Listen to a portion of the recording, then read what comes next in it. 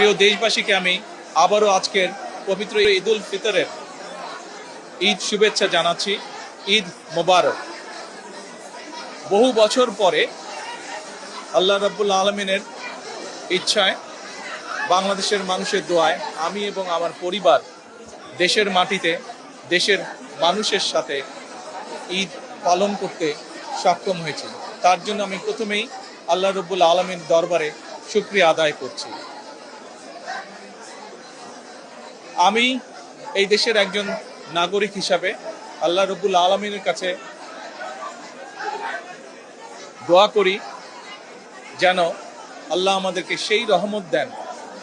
আজ এই ঈদে বাংলাদেশের মানুষ যতটা নির্বিঘ্নে বা যতটা শান্তিতে ঈদ উদযাপন করতে সক্ষম হয়েছে, ইনশাল্লাহ ভবিষ্যতের ঈদগুলোতে যেন আরও বেশি শান্তিপূর্ণভাবে আমরা ঈদ উদযাপন করতে সক্ষম হই, দেশের সকল শ্রেণী পেশার মানুষকে সাথে নিয়ে। একই সাথে আসুন এই ঈদে আল্লাহ রাব্বুল আলামিনের কাছে আমরা রহমত চাই, যেন আল্লাহ আমাদেরকে সেই রহমত দেন যাতে করে আমরা বাংলাদেশের মানুষের সেই প্রত্যাশিত সেই বাংলাদেশকে ধীরে ধীরে গড়ে তুলতে পারি। আজকের এই ঈদের দিনে দেশবাসীর কাছে আমি দোয়া চাই।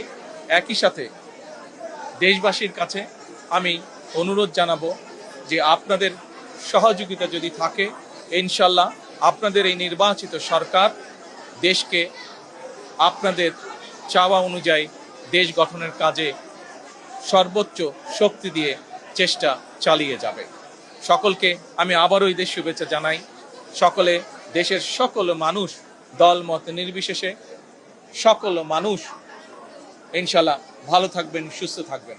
আজকের এই দিনে আমরা আবারও গভীর শ্রদ্ধার সঙ্গে স্মরণ করছি 1971 সালে যারা জীবন বাজি রেখে এই দেশকে স্বাধীন করেছিলেন, সেই শহীদ, সেই হতাহত মুক্তিযোদ্ধাদেরকে আমি একই সাথে স্মরণ করতে চাই 2024 সালের ছাত্র জনতার গণ আন্দোলনের মাধ্যমে এই দেশকে স্বৈরাচার মুক্ত করতে গিয়ে যারা শহীদ হয়েছেন, যারা হতাহত হয়েছেন, সেই সকল গণতন্ত্রের যোদ্ধাদেরকে, সেই সকল গণতন্ত্রে শহীদ হওয়া মানুষগুলোকে, তাদের সকলের আত্মার মাগফিরাত কামনা করি।